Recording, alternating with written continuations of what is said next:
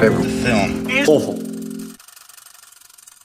Hello, and welcome to Your Favourite Film is Awful, the weekly show where we take your favourite films and defend them against negative reviews. As always, I am Luke MJ Powell, and with me is Charlie Lilly. Say hello, Hey. Charlie. How you doing, guys? And Sean Grimsley. Hello, Sean. Hello. How are you both? You both well? Getting Getting by. Getting by.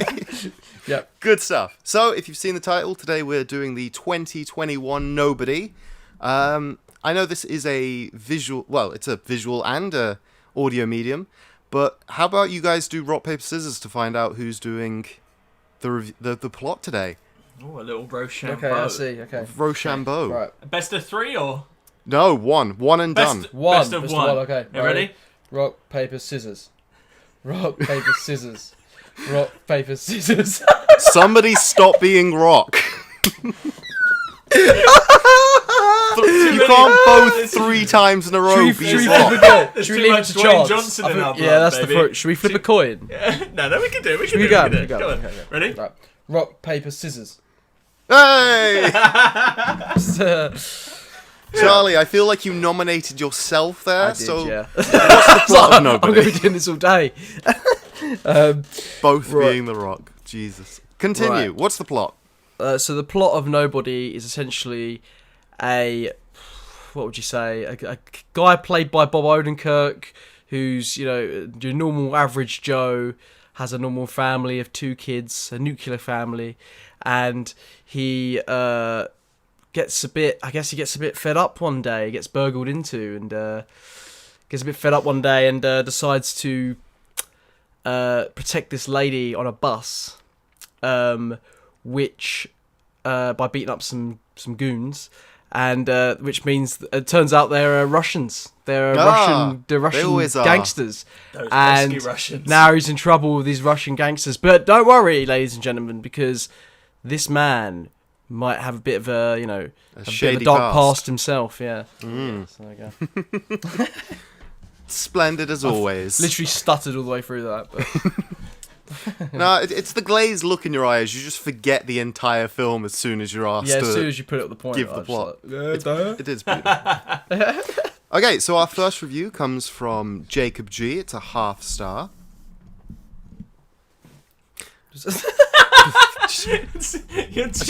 I had to pause for a second. You're just messing around with the mics. Like, what are you doing? Right. Proceeding. This isn't just garbage. This is hot, steamy garbage. I've seen a lot of action movies, and this is by far the worst. The acting is bad. Everything is bad. Save your money. Burning a 20 with a lighter is a better use of money.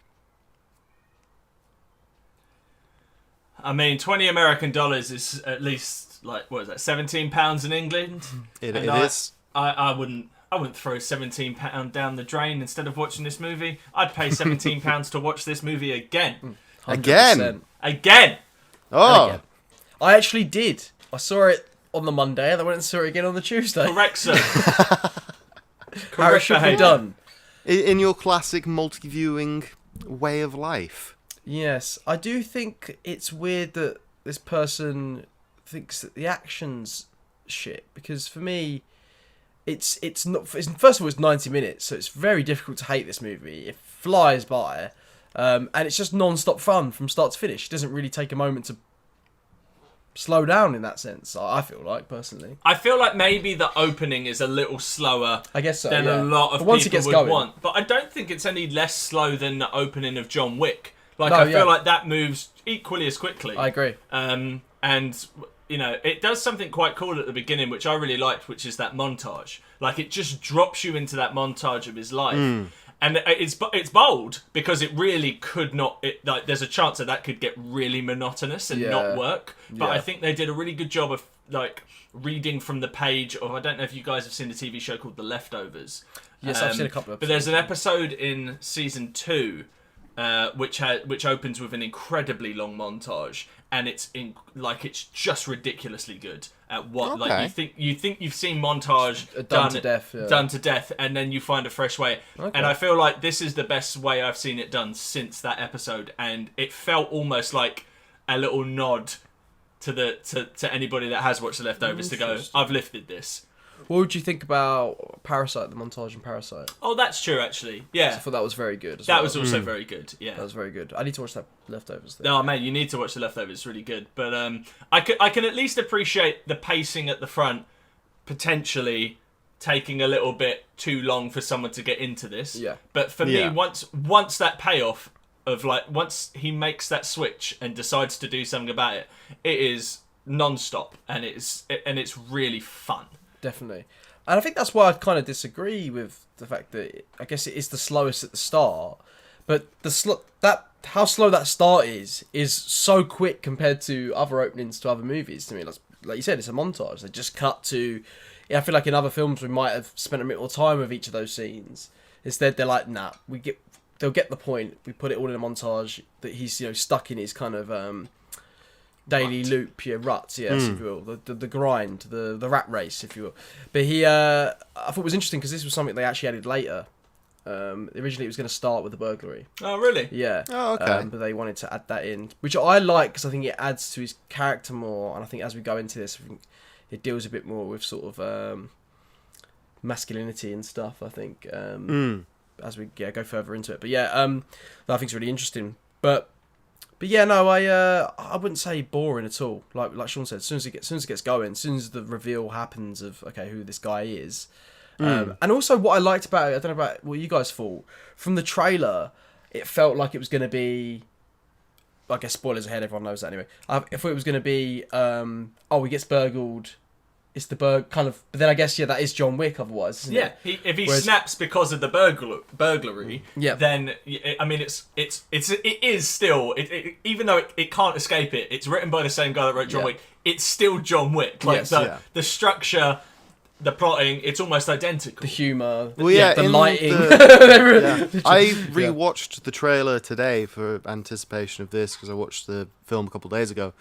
In one of the lines in that trailer is literally like, your contractors know of that you've become reactivated and they're going to get in touch, which is such like a John Wick movie line of, we know you're killing people again, time to come back into the fold. Yep. Which, if this does get sequels, I imagine that's going to be the kind of thing that occurs. It'll be like, he's rehired and he has to do missions sort of thing, or he doesn't want to, and so people send auditor, is that what he's called? So somebody sends an auditor to Bob. I don't remember the character's name at all. Harold? Nobody. He's nobody. Henry? No, it's like his actual name. No, but I think character. I think that's the point. No, that's the point. I think they've chosen something so I can't remember. No, I can't remember it. No, nobody. None of us can remember it. That's the point. Yeah. Hutch. His name is Hutch. It's you know literally what? in the next I don't review. remember that. I wouldn't have, but it wasn't even on the tip Nobody. of my brain. No. It's such a stretch. Okay, next review. This is slightly longer. This is an extract from Chuck Bowen's. It's a 1.5 out of 4, so, it's nicer, but it's a critic review, so it's still quite nasty. What scale is he using? Well, no, it's one of those that professional critics use out of 4s. It's out of 4, not out of 5. Have you not noticed this? No. Oh, yeah. You spend a lot more time in the reviews than us, so I'll bow to your superior knowledge. If it's for newspapers or for like an actual critic, they do it out of 4 for some reason. I don't know why. It's so weird, isn't it? Yeah. That's so strange. Yeah. Oh, curious. Yeah. Anyway, this is 2 paragraphs, so I'll pause in the middle so we can have thoughts, and then I'll continue. Oh God, what's the name of the director? Naishuller? Are we going with this pronunciation? I don't know how to pronounce it. I don't know if it's a Russian. Okay, we're going with Naishuller. Name. Go with Ilya. Isn't Ilya. His First name's Ilya. I would, but that would be taking away from the reviewer who used the last name to spite me. Otherwise, Naishuller offers chaos by the yard with no real stakes or emotional reverberations as Hutch goes against a standard issue Russian gangster called Yubin. In a particularly lame reveal, most everyone important at Hutch's life already knows of his violent past, save for his marginalized children, and so his killing spree is divorced of shock value. Everything that happens in this film is so dutifully easy and tossed off, as Hutch has no memorable interpersonal conflicts. There's not even, say, the disputable yet resonant implication that Hutch's return to warfare has invigorated his sex life, an idea that even The Incredibles, theoretically a children's film, bothered to broach. That's paragraph 1. Can I jump in there, or You can. That's okay. why I've paused. This is me jumping in. All right, so I'm going to say something quite controversial here, right? I don't really like John Wick 2 or 3. And the reason is exactly for all of the reasons that review highlighted, is that this film is really self-aware, and as a result is fun. Like, it's not bothering to try and reinvent the wheel. It's going, these are all my genre influences. This is the kind of stuff I grew up watching. Can we still make those kind of things today? But it has a self-awareness where it's kind of like, we're doing something fresh and fun with it, and we're taking the action to some like really violent but also inventive levels. But it's not trying to reinvent the wheel in any way. And so by kind of like, I remember the first time I watched this film, I was sat there thinking, God, I really wish they developed the relationship with the wife more, rather than she was just that character that needed to be saved or rescued or just not be in it. She kind of almost is characterless for the majority of the film. But by the time you get to the end of it, you're like, well, that's not what this film was about. And you can absolutely guarantee, you can absolutely guarantee that there's going to be a sequel. I'm pretty sure they announced it yesterday. Okay. And I feel like that's the kind of thing that they'll flesh out more, because I think it is just trying to say, these are the films of my childhood, let's just have fun with it. And it's the reason why I really like John Wick 1, because it's super self-aware and super fun, just like this one, where it's kind of like establishing the world but not exploring it fully, and doing just enough for you to say, oh, John Wick's wife has died of cancer, he's pissed. Or in this one, you know, like, you literally broke into this man's house and threatened his children. Like, well, I think it's more you stole the kitty cat bracelet. Which, again, is so ridiculous that you kind of be like, if you can't suspend your disbelief to know that the filmmakers know that that's ridiculous, then I think that's where the problem starts. And it's why I don't like the John Wick sequels as much, because it starts to take itself a little bit more seriously within that world. And for me, that kind of wacky aspect of it kind of fizzles out. Yeah. So interesting. I think I agree with you with the second one, but I think the third one doesn't take itself as seriously. It doesn't. No, the third one is better than the second yes, one. I do understand that. I think there are moments in the third one, but continue your point. Yeah, I don't know about the relationship thing, because I quite like the dynamic with him and his wife. I thought it was a very interesting. I think it was handled quite well in terms of, it was quite obvious from the start that their relationship was not right, and that wasn't really done with any dialogue or anything. I went to see it with my dad, and even my dad turned to me and was like, they're not doing too good. Like before he had that scene where he's like, we haven't touched in months or whatever. Yeah. And I liked that aspect of it. I kind of liked that it didn't seem as black and white to me that things were going to go back to normal at the end either. Like, Joe, when she leaves, he's like, I just need to trust me one more time. Like, I kind of still felt, I know they have that scene towards the end but I still feel like I do think that relationship is quite interesting. I'm quite compelled by it, and like you said, I think it'd be something interesting to explore more in the sequels.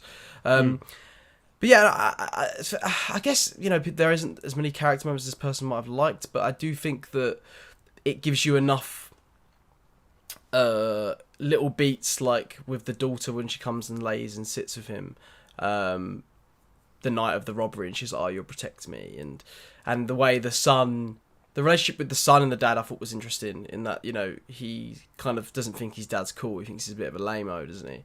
And then, you know, he has that revelation of, you know, what I like about this character is that he kind of carries himself the way sort of a martial artist would carry themselves, in the sense that they're not walking around telling everyone, "Oh, I could bash everyone up," sort of thing, or do these sort of things. He's someone that you would least expect. Someone you'd least expect to be able to do these things, like in the old kung fu movies, like in the Jackie Chan movies. You know, where the smaller guy is the guy that's going. Even the Bruce Lee movies, the smaller guy is the person you expect the least is the person to worry about the most. And I think that's what I liked about this. It kind of went back to that a little bit. I think that's what separates it from John Wick and the others, is that, you know, Keanu Reeves is Keanu Reeves. You know, you still think he's going to kick some ass, but Bob Odenkirk, you know, he just looks like an everyman dad, doesn't he? But I think that's what I liked about it, and I like that he carried himself like that, and he, even out of not looking cool, if that makes sense, despite I can't find the right wording, but like,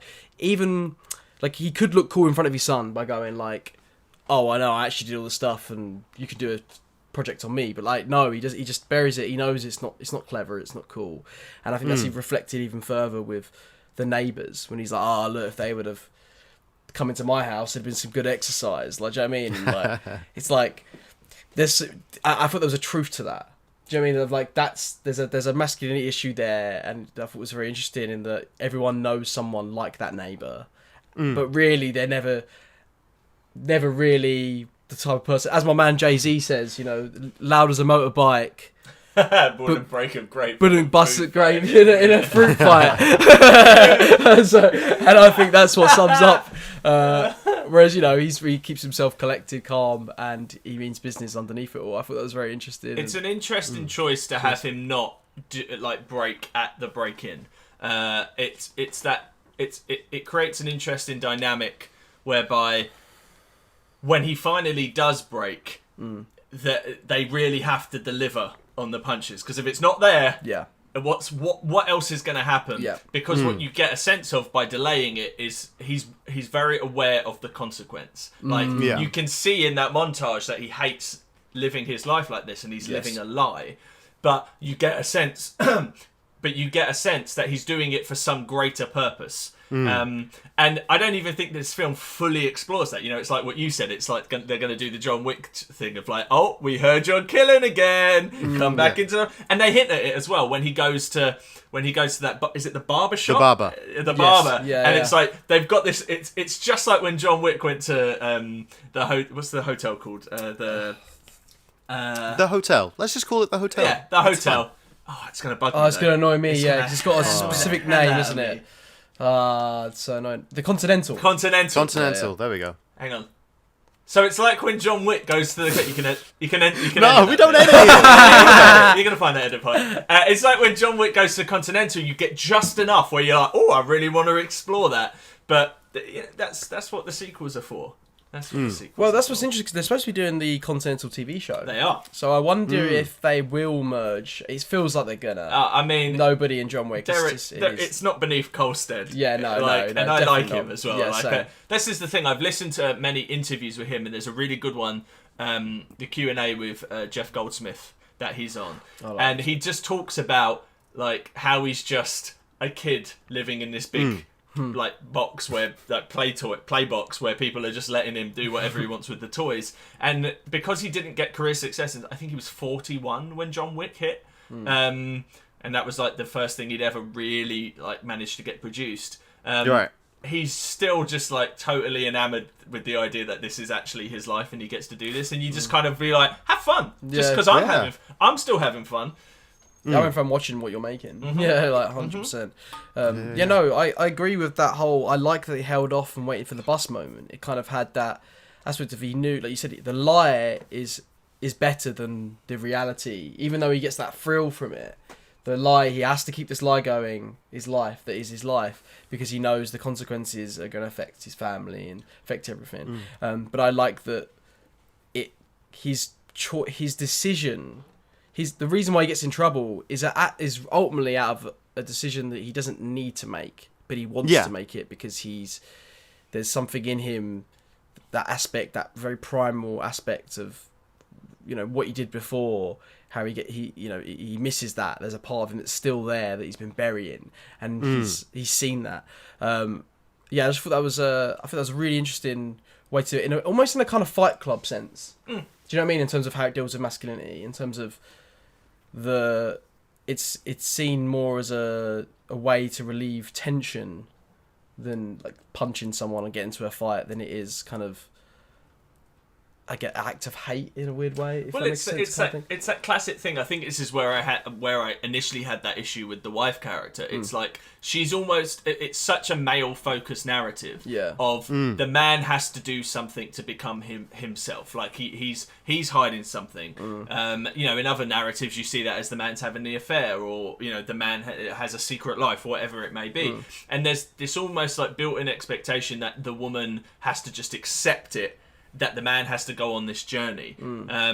And I think that's a trope that is tired, but I don't think that this film is so unaware of that it's not going to expand upon her character in the future. But for sticking to a tight 90 and trying to be like a proper throwback picture, I think it's fully successful in just.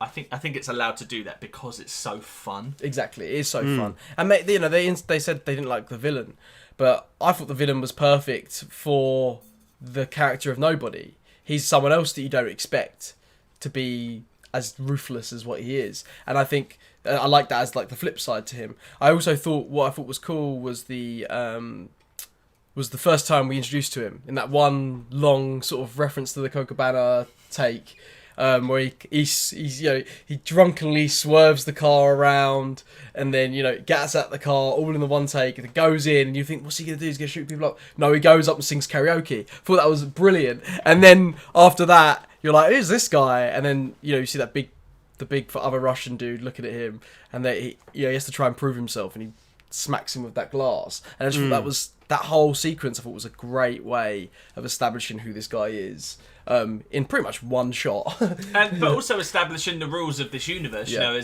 as seriously as like there's some pretty heavy, brutal violence in this film, but all the way through it's the kind of violence where you are enjoying it because it's wacky, it's goofy, it's cathartic in its construct. So you are able to just be like, this is really pulpy and really fun. No, 100%. I like to sort of think of it as like Looney Tunes violence. Do you know what I mean? It's like Looney Tunes is fucking violent when you really think about it. Oh, yeah. If you put blood in, which they should probably have with certain things, you know, you'd be like, oh, but like it's fun. Like there's a fun, like, even like the Three Stooges, for example. Like, do you know what I mean? It's that same kind of humor, or like not humor, but like playfulness with the violence. The same as like, that's how I, you know, and I think it's something that Sam Raimi understood with the Evil Dead movies when it comes to Evil Dead 2, where he made the Three Stooges essentially, but as a horror movie with blood splattering over the walls. And I thought that was great, and I think that this kind of violence, along with like say something like maybe like Kill Bill, maybe, where like they take the violence, it's fun. The sound effects are over the top. They're not supposed to be grounded in some sort of realism per se. Yeah, and I think it's an absolute blast. I'm shocked that this person could be bored by it. For me, it's a real shame. I feel like this is the kind of movie, much like John Wick, where I can just put it on again and again and again and have fun. You know, like if ITV2 buys the rights and plays it as many times as the Bourne movies, I will watch it a lot. Yes. Because if it's on, it will stay on. Yeah, definitely. Let's continue with the review then. After Nobody's programmatic first act, which may leave you longing to watch Better Call Saul and Odenkirk's thorny performance as Saul Goodman, a truly piercing dramatization of frustration and failure, Hutch is reduced to just another unkillable killer, which is far more ordinary of the cinema than a 9-to-5 clock puncher with an authentic sense of soul. And that's the end of the extract. I would disagree, because I think he gets whacked quite a lot. Until obviously the second act, he turns a bit, I guess he goes a bit god tier in the second act. Yeah, you've got what I wanted to touch upon when you were discussing the first part of the review. What you said about it kind of draws from a Jackie Chan-esque, he's getting beaten. It's not the John Wick. He looks like John Wick. in those films, he only ever takes punches because Keanu Reeves is pulling off a performance that shows that that character is getting tired. Like, if he wasn't tired, he'd fucking kill everyone. And then in that same-ish vein, but with more of like a Jackie Chan flair, Odenkert's character, like, you can tell he's rusty, and that's why he's taking all those blows. But that's what, like, I loved that bus scene, and I think it's probably the strongest scene in the film itself. And after that point, he's back in the swing of things, and he does turn into that unkillable, generic action movie character. So I can understand what they're coming from. Yeah, I can see it, but I think the very casting of Bob Odenkirk is exactly... The film tells you what it's going to do. Do you know what I mean? It's like it's so anti what you would expect. Therefore, you buy it, like, already just by casting him, your suspension of disbelief is like, you're going to go with this or not? Exactly. And for me, the fact it was Odenkirk doing an action movie, I was like, 100%, it's either going to be a laugh riot comedy or it's going to be exactly what it is, which is super pulpy. I like the fact that he takes like a beating, but I don't think I went into this movie expecting him to die at the end. No, yeah. Like, I fully went in like expecting exactly what happened in terms of the arc to happen, and that's just that's a trope of as many movies as you can count on, because generally the hero prevails, whatever. Sorry, carry on. I was going to say it's another fault in trailers, because last week with Fast and Furious we spoke about, one of the reviewers was literally like, I watched the trailer, I knew exactly what was going to happen throughout the film. I rewatched the trailer, as I already said, and it has scenes that are like at the very end when he's with the kitten, he's all beaten up, and he's like, oh, I'm nobody. And I'm like, oh, that was like a nice bit in the film where I was like, oh yeah, he's like getting back into his room. But it's like, it's in the trailer. Yeah. It's just in the trailer. It's there. Where's the... But please, continue with your point. The only thing I was going to say is where I think the film kind of is smarter about that as an idea of this kind of like immortal being. It doesn't go down the road of like his elderly father becomes a victim, and so it gives him further input. It goes, Christopher Lloyd is exactly also a badass in his own right, but you would never cast him as an action hero, so let's just bring him in and give him a shotgun and have... How old is Christopher Lloyd now? 80? He's got to be pushing 90. Yeah, no, he's got to be and just seeing that on screen, plus, and again, spoiler alert, RZA popping up, so... like, just him coming on screen, I heard the voice and I was like, I know that. It's got to be one of the Wu-Tang. And I couldn't figure out if it was Meth or RZA. But I was like... And when he popped up, I was like, this is perfect. Like, this is so much fun. No, it's perfect. The tongue is so firmly in the cheek. Yeah, it's true. I think you nailed it, Sean, when it comes to that with the Christopher Lloyd stuff. Because I was literally about to say that. I think it plays on the trope of, oh, you're expecting the old man to die, his dad to die, because that's going to give him more of a incentive to take down these Russians or whatever. And that actually really shocked me when, he grabbed the gun, pulls his shotgun underneath his cloth and blows a guy flying. That was fantastic. And like you said, like Christopher Lloyd is known for playing... he's the happy guy. Yeah. We've never seen him in like a kind of a gritty, that I can think of. Dennis the Menace is probably about as gritty as his guy. It's true, like a gritty, angry role. But this was fantastic to see him. And what I love about it is they don't take away from the Christopher Lloyd sort of twinkle. Do you know what I mean? In the eye of like, it's even more fun that we're now seeing Christopher Lloyd fucking shotgunning people, and it's brilliant. And I also liked as well that RZA's there, who's got a bit of a gut.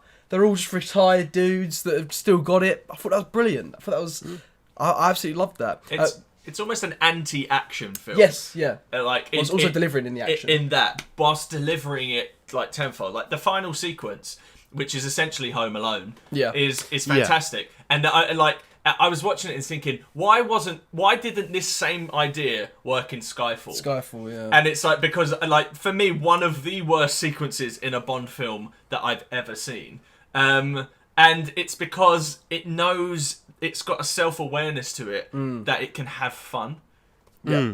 No, 100% agree. I thought it was interesting. I was reading that apparently RZA was only on set for 4 days. Really? Yeah. Wow. So the fact that he pulled off those action scenes, but the thing is with RZA is like he knows so much about action movies, like particularly kung fu movies, as we know for the Wu-Tang Clan. He is an expert. I mean, it's the reason why people like someone like Tarantino hired him to do the music for Kill Bill, because he has just a common, and the sound effects, because he's just a common knowledge of kung fu movies as Mr. Quentin Tarantino does, which is saying a lot with that guy. And I think it was interesting. I just love that they brought him in to fit that role, because all I kept thinking about was how much fun I bet RZA was having those 4 days. And also, he looked like a bloody badass. The stuff he did was fantastic. Some of the best little bits of action in the movie. So that he was only in it for like a very short period of time. But I think you've hit a really good point about what this film is. You can tell they had fun making it. Yes, yeah. Like that bleeds onto the screen for me. Definitely. And that's why, like, I can appreciate people's like, I like it does hit loads of tropes. That, you know,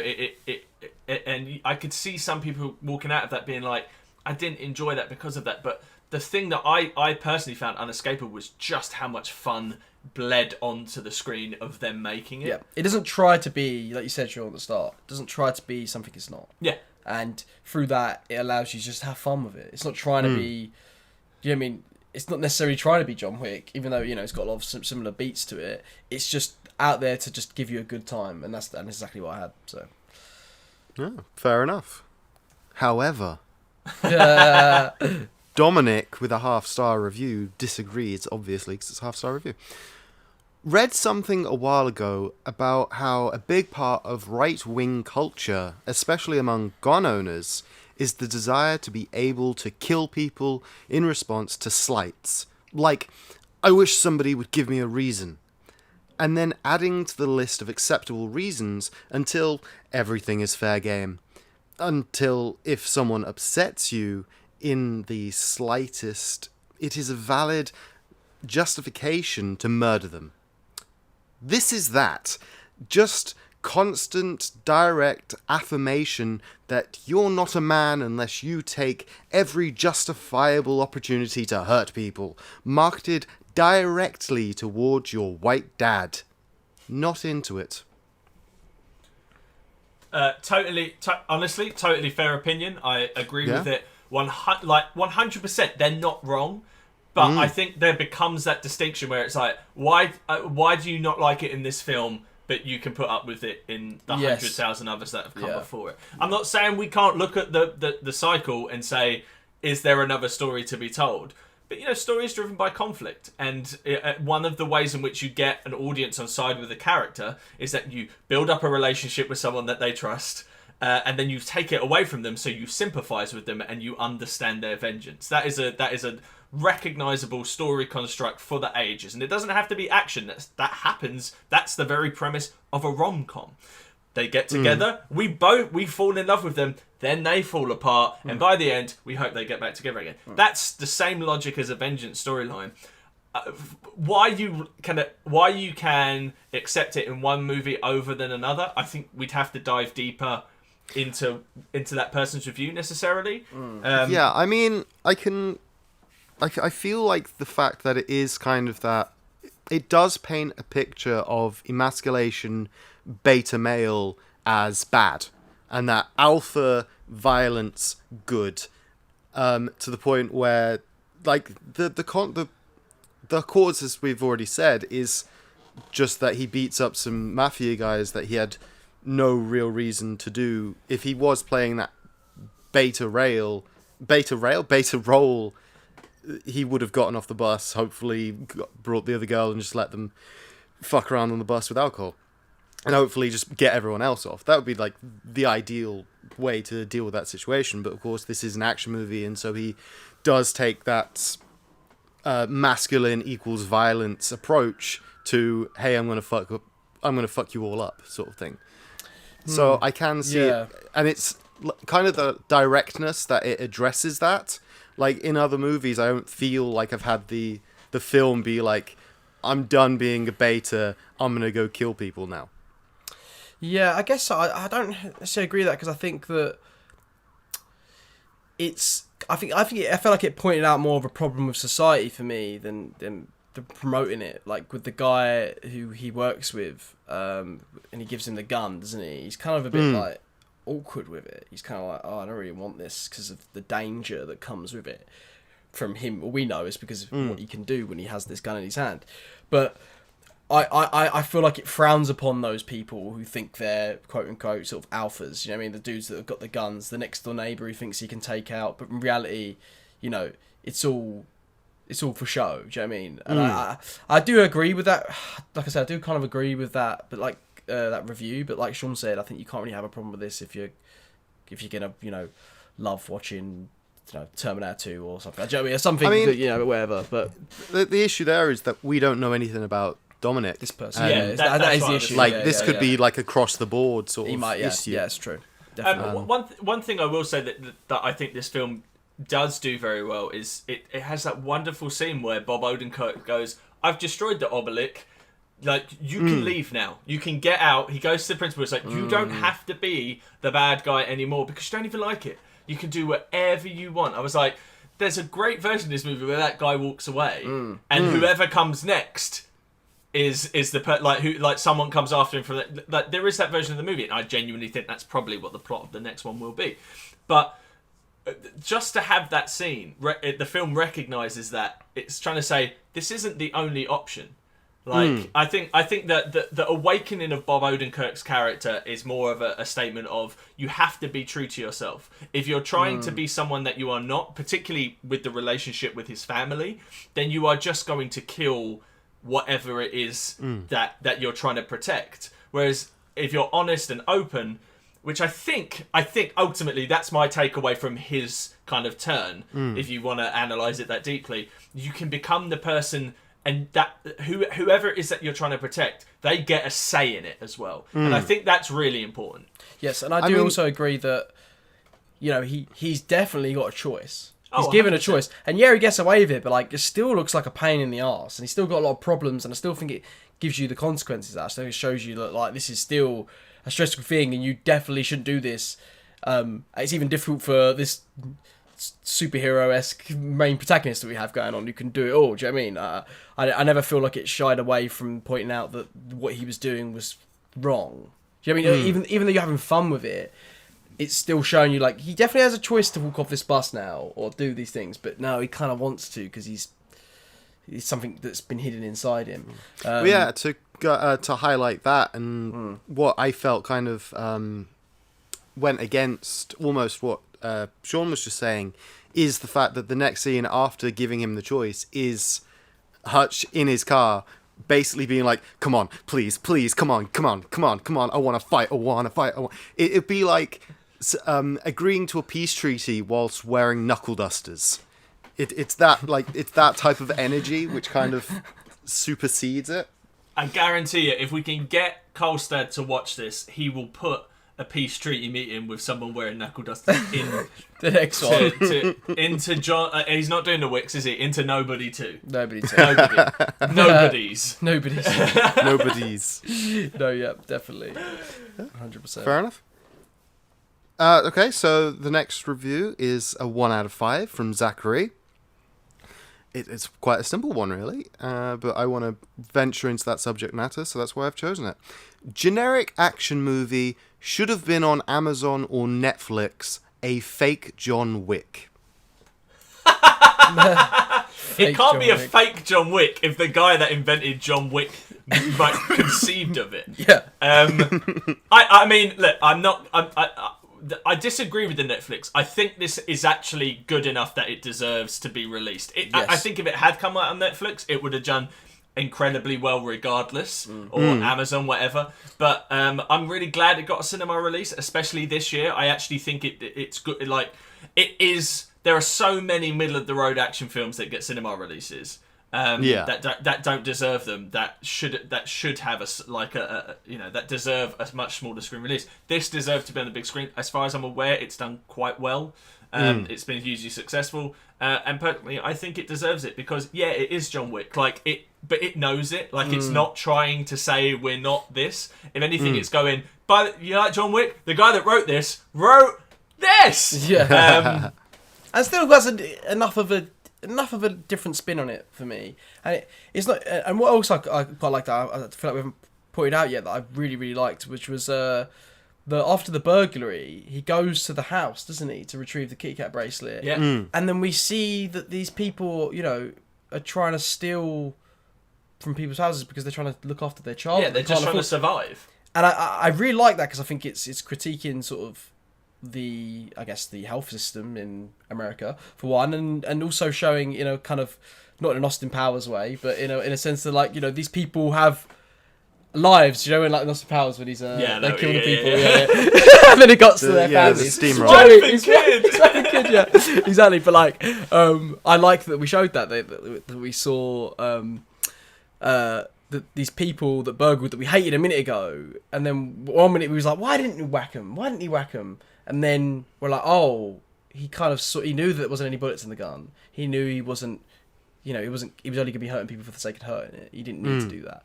And I really liked that. I thought that was really nice. I think it's really easy to talk about this film as just an action film, but I think we have to remember it's self-aware. It's an action comedy, and not in the way that Dave Bautista might do Stuber, action comedy. It's a straight up, really solid action comedy that has just enough of grounding. With just enough to say Definitely. that I think it elevates it above what you would expect when you hear the word action comedy. Yes, definitely. It's like you said, it's pulpy. It's got that John Wick thing of it's in reality, but it's also kind of not. Do you know what I mean? Where it's a bit over the top, but we don't mind it. They've got a real balance of tone that really works. If they had cast Harrison Ford in this, it wouldn't work. No, that is it. You're right. It had to be Bob Odenkirk. It really did, and that's another thing to it. Bob Odenkirk can do comedy. He's proven he can do heavy drama. He's just found a wonderful middle ground between the two. It's great. It's an anti-casting movie, and that's why it works. Definitely. 100%.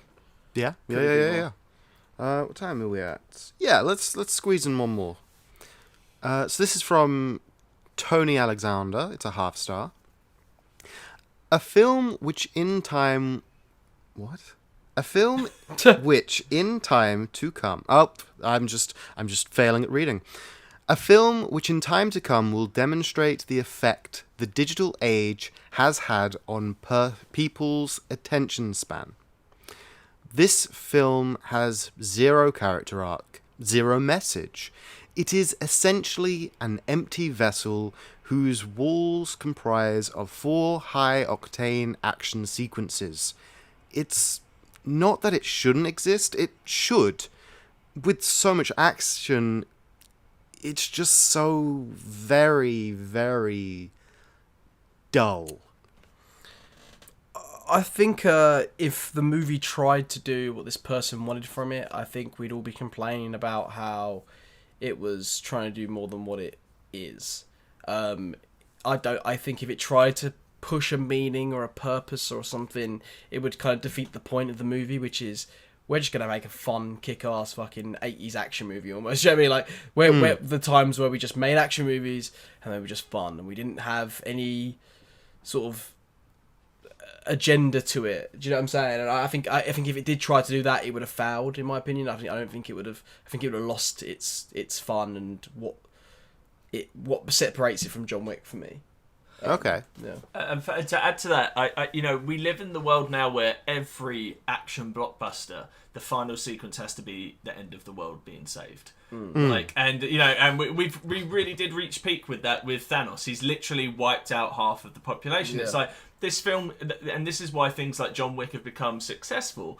It's because audiences are tired of that to some extent, and we want to see something that's just smaller scale.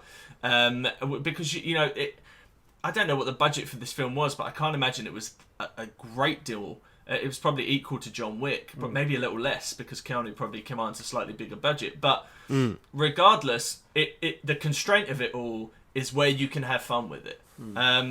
And I think, variety is the spice of life. And as much as we've seen every element of this film before in terms of its storyline, I've not seen a film exactly like this, and that's why I think it's really fun.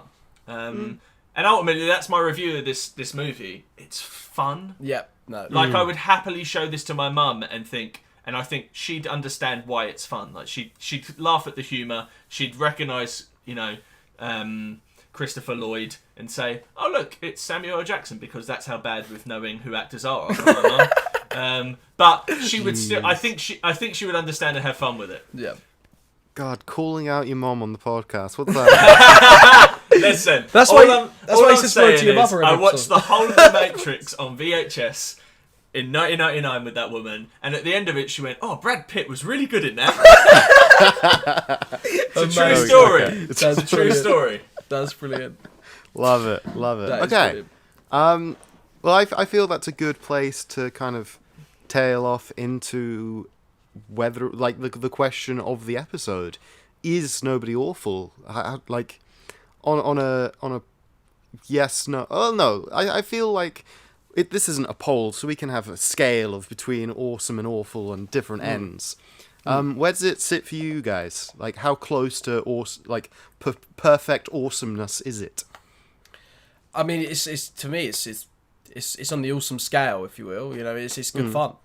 And like Sean said, I think that's the best word to describe it. It's good fun. I went to see it with my dad. It was the perfect movie to watch with my dad. We had an absolute blast watching it from start to finish. And like I said, it was fun enough that I went to see it again the next day. Yeah, I would say it is. Yeah, it's great. It sets out to do something, and it does it in my opinion. And I had a great time. It doesn't try to be anything more than that. A great time. I agree. For me, it's an awesome, fun film. Yeah. And even with that violence, it's the kind of movie that if you have a 14-year-old son or daughter, I think everybody could enjoy it. Yeah, I agree. Isn't this a 15? So they're not allowed to watch it. Why are you advocating underage viewing? I mean, I saw Terminator. I actually bought Terminator in Virgin Megastore in Bromley when I was 10 years old. And the guy rang it up for me, didn't even question. That's a hard 18. Jeez. Put it in a bag, and then I walked out with it. Like, no question. My mum, to be clear, my mum was in the store. She was just waiting for me outside. I got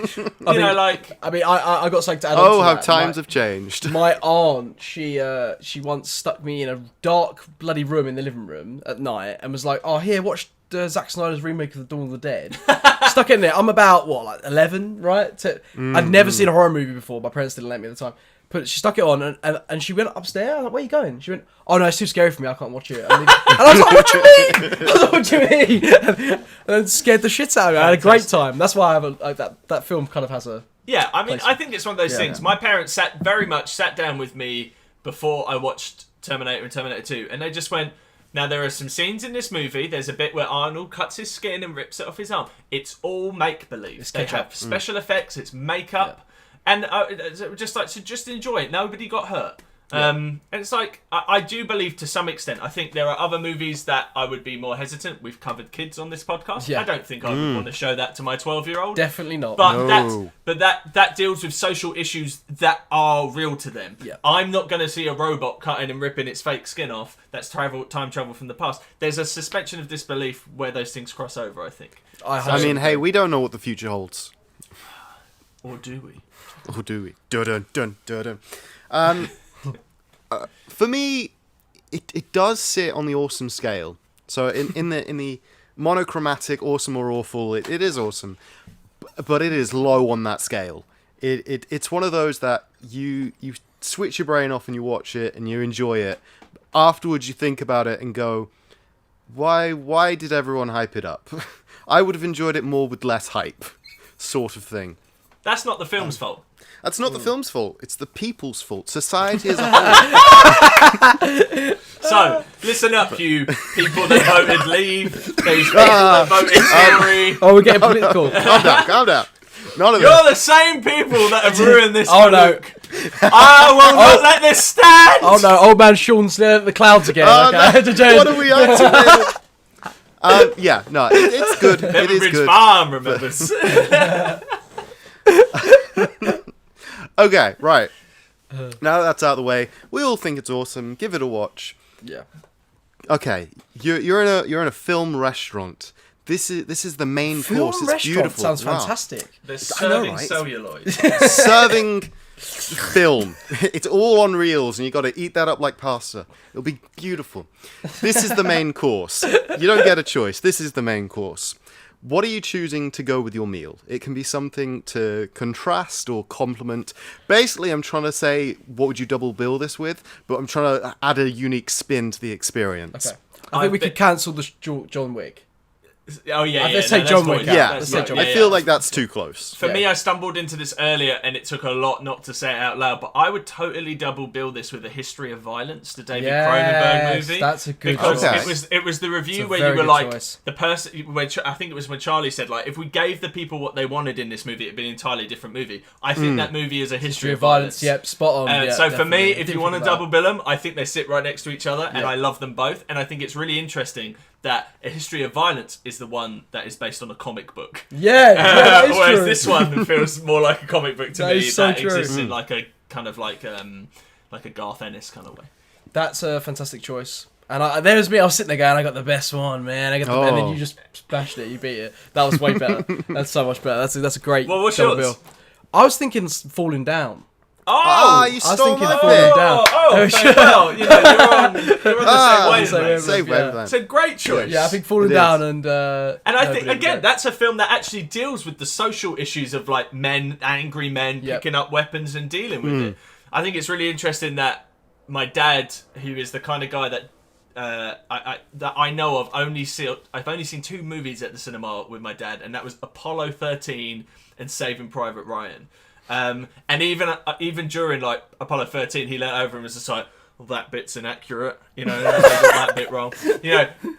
He loves the movie Falling Down, and I was like, there's clearly something to do with masculinity tied into this. yes, definitely, yeah. 100%. And yeah. In that case, I just stole the one item that I wanted off this glorious menu of film food. I'm just going to pick something off in the Jackie Chan selection.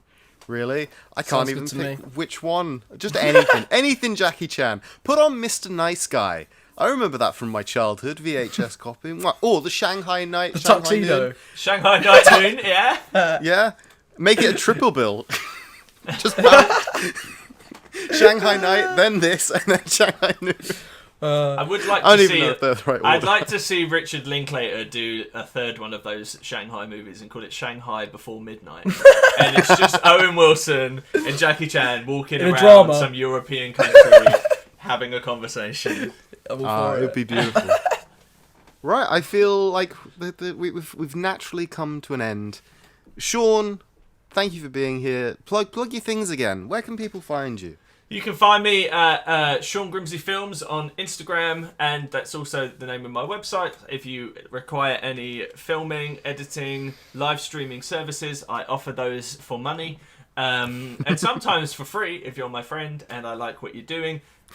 I made one for this band here called Fight Milk. I highly recommend you check out their second record, Contender. 4 stars in Kerrang! Magazine. So, very nice. I mean, come on, hype. Yeah. Raise the roof like Raise the you raise roof. your daughter. I can't lie. As soon as I saw your jumper, my mind immediately went to Always Sunny in Philadelphia. That's what it's Fight from. Milk. Duh. Good. What up? Charlie. Go. Charlie, go. Go, Charlie. You can find us on Facebook, Your Favourite Film is Awful, Instagram, Your Favourite Film is Awful, and YouTube, Your Favourite Film is Awful. You can also find us on Twitter at FabFilmIsAwful, and on Patreon now, Your Favourite Film is Awful. Give us Exactly. $1. Dollar bill, yo. Moolah. Share, comment, hit like, all that good stuff. You know the drill. Everyone else tells you to do it. So just, do it with us as well. Thank you for joining us. Have a lovely day. Goodbye. Take care. Sean, you're not going to audibly say goodbye?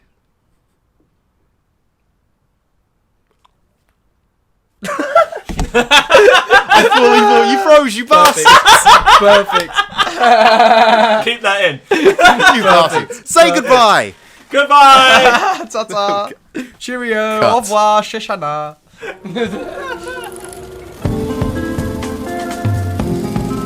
What's your favorite? God, that's awful. Favorite? Awful.